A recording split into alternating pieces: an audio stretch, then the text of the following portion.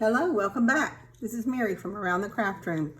So I have been playing in my junk journals and I have needed some ephemera. So something a little bit different. I also love to color. I have loved to color my entire life. So let's see what we can do with some of our color pages. So I just wanted to show you a page that I did in my junk journal here where I used some cutouts from my coloring book. So that was just an idea of what I've used that one for. And let's get to coloring.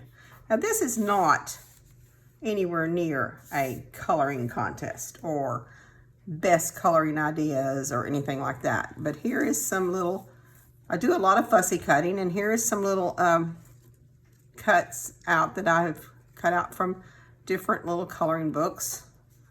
And I'll show you what I've got. I think I did several of these from this little coloring book. And I'm not sure where I picked it up. Maybe even the Dollar Tree. I'm not sure. But it's not much of a coloring book. It's just a little adult coloring book. And you don't have to use adult coloring books. You can use children's coloring books for this. What I do is I find a page, okay, so like this one, I was just doing some scribbling on a while ago. Move some of this stuff out of my way. Okay, and I have, say, some of these crayon twistables is what I was using. And I just used crayons, and I was just coloring like this. Okay, over here, do not. I see no purpose in buying these oil pastels from the Dollar Tree. I have bought oil pastels before and I love them. These things, not so much. I haven't found any good reason to buy these. So just in case, I know it's only $1.25, but save your $1.25 for something else. This is not much use for anything that I found. So anyway, that's just a little note there. No point in those that I found. Maybe there is another purpose. If y'all have a purpose for them, or if you've used them for any reason, let me know. See what I can do with them, because I've always retry them or whatever. Anyway, so getting back to my coloring here, I use pretty much everything. I use these Crayolas. I love markers. I have a few sets of markers. I love playing with markers, watercolors, even Sharpies. Look at all these different colors of Sharpies. Aren't those pretty? Just the color. I love color, obviously. One of my favorite to play with is colored pens. Love colored pens. So I have a huge set of colored pens. And I guess my favorite one is all the glitter ones. If you're gonna buy a set of colored pens, buy some glitter ones. So this is one I colored, and I'm not sure, I think I just colored it with a marker, and then I highlighted it with all the glitter colored pencils, or colored pens, I'm sorry. Isn't that pretty? That's so pretty. So anyway, here's some pictures I was coloring earlier. I'll probably just cut some of those out. So yeah, just find a page. Maybe this is a really busy page, but so maybe I want to just do this picture, this color, this flower right here. So I would probably take like a pencil or something and maybe just outline the design that I'm going to end up cutting out. So I'm going to do this, say, maybe even all the way up here. And that way I'll know what my color, can you see that? I don't know if you can see that in pencil or not, where I outlined that. So I would take all that and just start coloring this.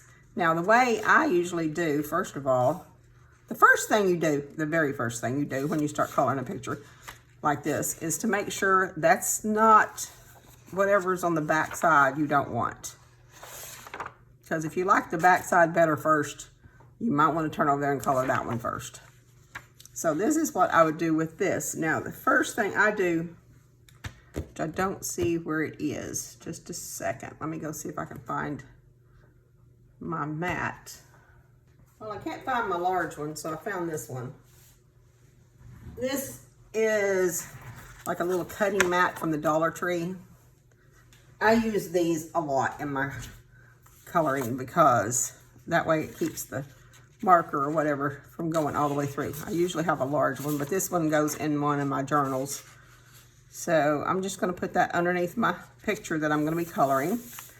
And I think I'll just do this one in marker because it's easier and faster. And I don't really worry about for sure what color these flowers are supposed to be, because first of all, I don't know that much about what kind of flowers they are. I just pick the colors that I want, or you can pick the colors that you need in your journal, whatever you're working on. If you've got a page you're working on where you need a specific color, then color your designs to go with that. Now, I don't worry about going out of line because obviously I'm going to cut it out. So I just color in this. I obviously would want to color up around here because I'll be doing that in a different color. So I just take the details and go around like this. And I will even cut out that section in there. I'll come back in. I'll show you how to do that in a second when I get it all colored. So anyway, so I will take and color in my whole picture or my whole flower, just like this, just to get a fast coloring in it. And it takes a little while to color, but I mean, I enjoy coloring. I just have always enjoyed coloring. I had some kids that I watched years ago that didn't really like coloring. I didn't understand that. If you're going to do anything that is relaxing. So maybe some green leaves.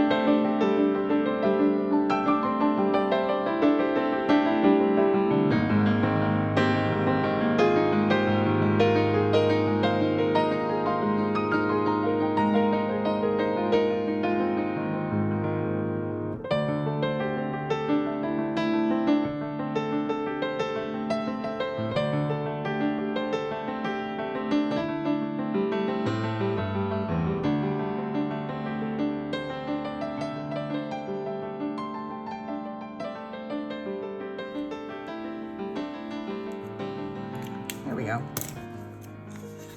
All right, and just cut out around this.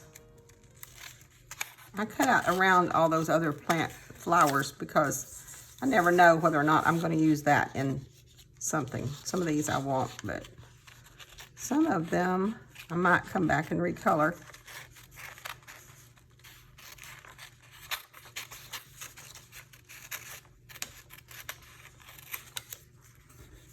So I probably won't take you, let you have to sit here through all the fussy cutting, because fussy cutting does take a little while. but I don't mind it. So, all right, so I'm gonna fussy cut this out and then I'll be right back. Okay, I'm back. I've got it all fussy cut out. This is our little flower. I have realized that it looks a little flat, so I'm going to add a little bit more detail to the flower, maybe some more design and give it a little bit more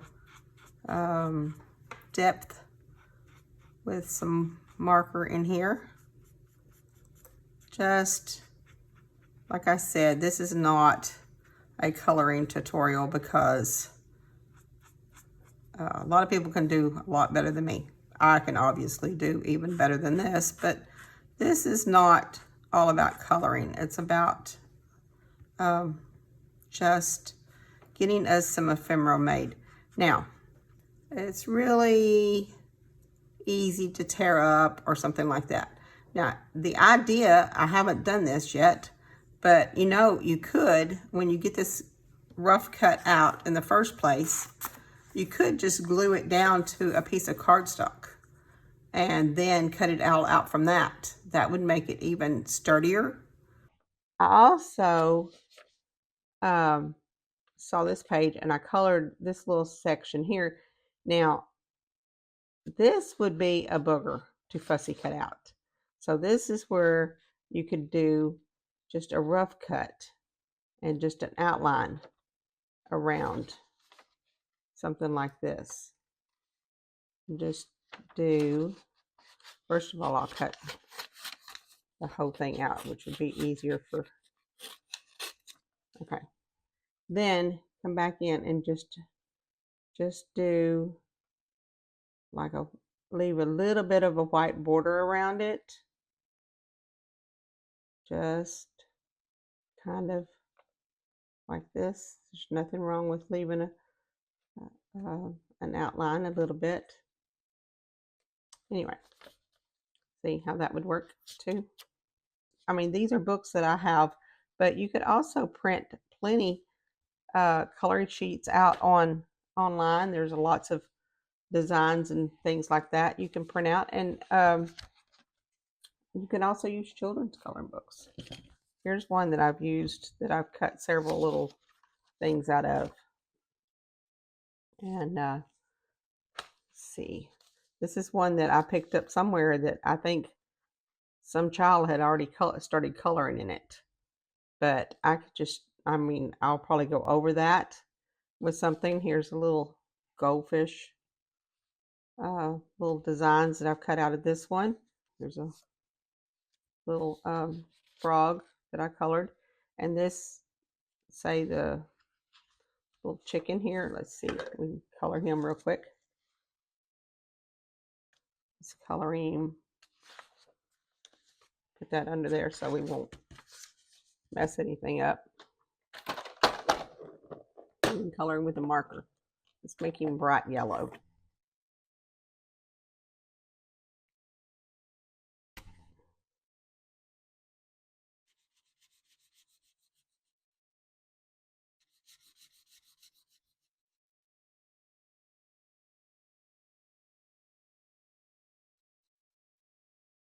And then we'll come back in, let it dry a minute. Alcohol ink still takes a minute to dry. And then we'll come back in with our gel pens. Oh, that one's got a line that's going to be, oh, the line from the back is going to show through. But that's okay. You never, like I said, you need to check on the back and see what you have on the back before you color something. Now I'd come back in with my gel pens. And I'd give him some more detail. Maybe some brown or some yellow. And I'd give him a little bit more detail in his wings. And this would give him, and then you can just cut him out from there.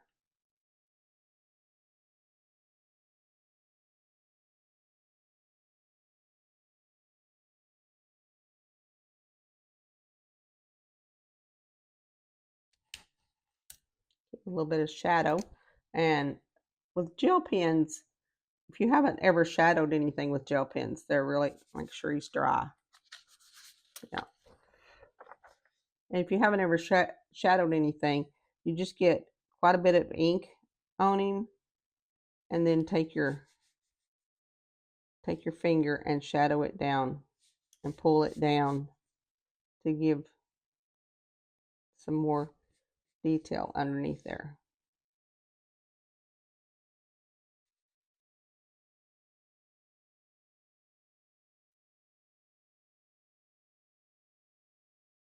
Because the gel pens don't dry real fast. And also it depends on the paper. Some of the books that have a slicker paper in them, this one has got thicker paper. And here's some pictures. I did this with watercolor. Yeah, I just colored these with some metallic, with some watercolor. So maybe, let's see, let's shadow in some designs here,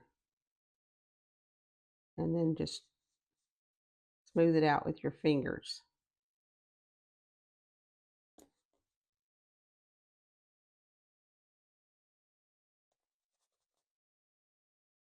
Of course, I'll get it all over my hands, but that's okay. You can also do this with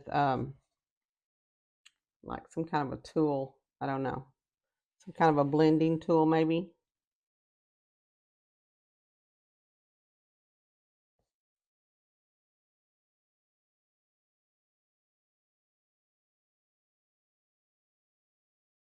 So that would, and then you can just cut out this one. Like I said, I colored this with the watercolors, and I knew I was just going to cut this out, so I didn't really pay any attention to staying in line. If you enjoy just spending some time doing some coloring, just take the time to make some ephemera that are different and unique for yourself and the color that you want on your page, because you might not be able to find something that works with what you're doing. If you enjoy this, leave me a thumbs up. I'd appreciate it. Thank you very much. Y'all have a wonderful day. Bye.